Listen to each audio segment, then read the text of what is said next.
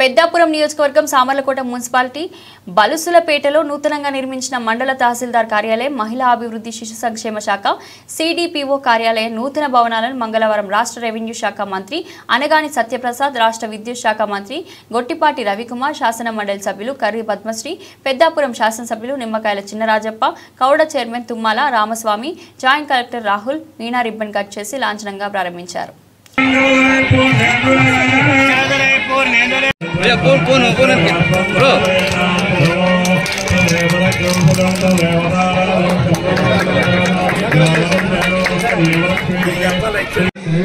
పైన లైన్ పోయింది, దానికన్నా పోయి ఇల్లు కడతారు. ఇల్లు పోయిన తర్వాత మనకి యాక్సిడెంట్ అవుతాయి. ఇది ఒకసారి వేసిన లైన్ ఢిల్లీ కాడ ఇల్లు పర్మిట్ ఇవ్వకపోవడం కానీ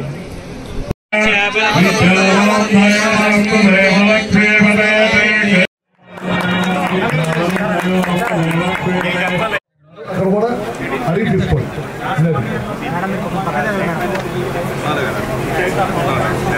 ఓకే, ఇంప్రూవ్మెంట్లుగా అన్నీ చేశారు. ఇంకా చాలా ఉన్నాయి చేయాల్సినవి. ఇప్పుడు 3 కోట్లతో సబ్సిడీ ఇచ్చాము.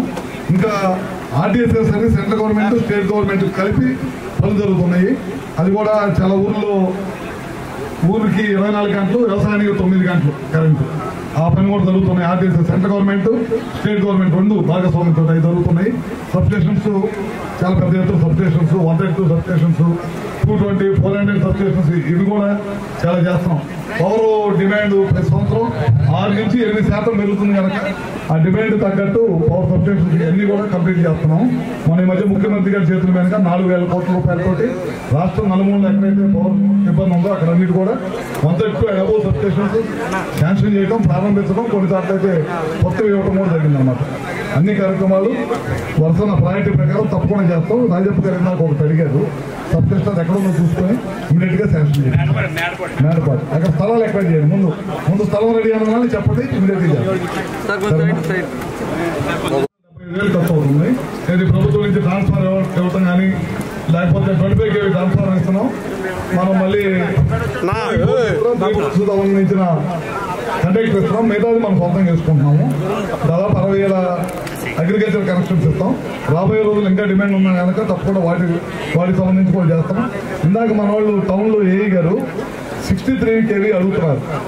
కొన్నిసార్లు లో వోల్టేజ్ ఉందంటే ఒకసారి చూడండి, అది ఇమీడియట్ గా శాంక్షన్ చేయండి. ఎక్కడ కూడా కరెంట్ సంబంధించి ఇక్కడ ఇది ఉందా, మనకి యాక్వా ఉందా, యాక్వా లేదా, మీ జిల్లాలో యాక్వా ఉంది కదా, యాక్వాకి సంబంధించింది కూడా మనం ఏమన్నామంటే ఎవరైతే ట్రాన్స్ఫారం కానీ కేబుల్ కానీ వాళ్ళు సొంతం కొనుక్కుంటారో వాళ్ళని ఈ పద్ధతిలో ఏమన్నాం, ఏమంటాం తనిఖీ పద్ధతిలో తనిఖీ పద్ధతిలో ఇస్తామంటున్నారు. కొత్త కనెక్షన్ ఇవ్వట్లేదు అని చెప్తున్నారు. ఒకసారి చెక్ చేసుకోండి. అది మీరు ప్రెస్ ద్వారా కానీ లేకపోతే మీ ఏఈల ద్వారా కానీ మిగతా వాళ్ళు చెప్పండి. మన తనిఖీ పద్ధతిలో వాళ్ళకి సులభమైన మెథడ్, గత ప్రభుత్వం లాగా మన రోజులు తిప్పుకోవద్దు. ఎవరికైతే అవసరం వాళ్ళకి తనిఖీ పద్ధతిలో ఇమీడియట్ ఇచ్చేసాం. వ్యవసాయ కనెక్షన్ కూడా ఇచ్చామన్నా చేస్తాం.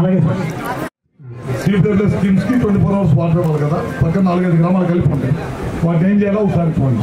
ఎట్లా చేస్తే మనం బెటర్ చూసుకొని చేయాలి. Okay sir.